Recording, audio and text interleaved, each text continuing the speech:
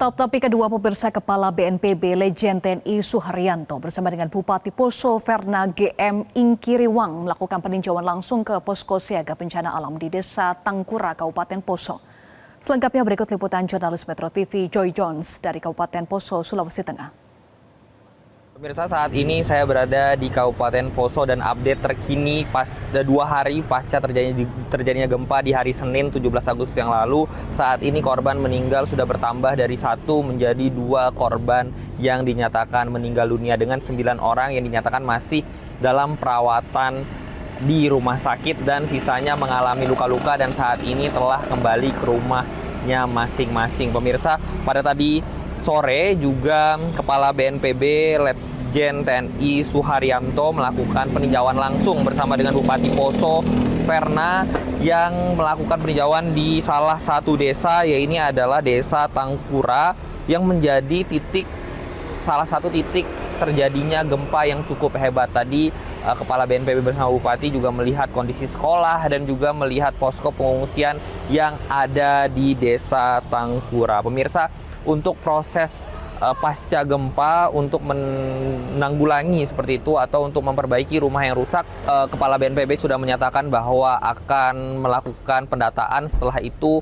barulah dana akan diluncurkan seperti itu untuk melakukan perbaikan dari rumah. Berikut adalah pernyataan dari Kepala BNPB. Tadi kita sudah melihat kerusakan, kami laporkan bahwa untuk sementara, kerusakan yang paling parah adalah menimpa beberapa tempat ibadah ya, dan ada beberapa sekolah.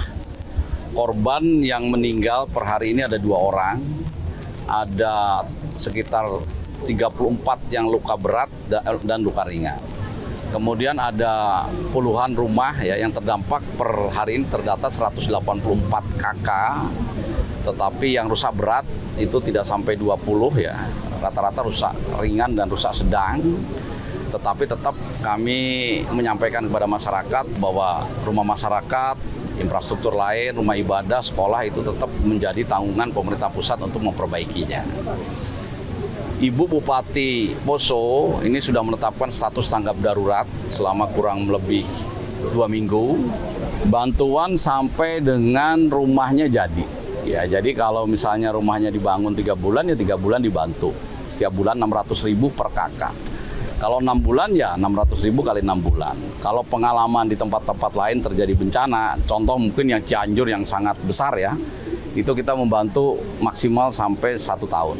Pemirsa, untuk mendata tentunya BNPB bekerja sama dengan pemerintah daerah. Nah, Bupati Poso menyatakan bahwa akan membantu dan menargetkan dalam 5 hari proses pendataan akan selesai dan akan dilanjutkan ke pusat sehingga dana dapat segera diturunkan atau bantuan dapat segera diturunkan untuk membantu rumah-rumah warga yang rusak. Tidak hanya itu saja, fasilitas umum seperti gereja, rumah tempat ibadah, dan juga sekolah akan menjadi prioritas dari pemerintah daerah untuk dilakukan perbaikan segera. Berikut adalah pernyataan dari Bupati Poso Vera. Dan dalam waktu dekat mudah-mudahan akan dibantu beristimewa rumah warga masyarakat, rumah ibadah, sekolah, itu yang menjadi concern kita.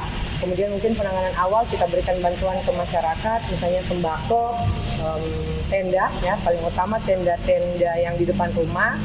Tadi Pak Kaban sampaikan jangan sampai selesai habis gempa malah yang sakit, karena kan mungkin pakai terpal doang, terbuka, sedangkan itu tidur malam. Nah, jadi masyarakat masih takut untuk masuk tidur di dalam rumah. Jadi kita akan berikan tenda yang lebih proper. Pak Kaban sudah sampaikan, dari Dinas Provinsi Pak Gubernur juga sudah mengirimkan ada tenda-tenda gulung dari Dinas Sosial. Nanti akan ditambahkan juga dari BNPB dikirimkan tenda-tenda untuk keluarga. Pemirsa, itu informasi yang dapat saya sampaikan dari Kabupaten Poso, Joy Jones, Metro TV.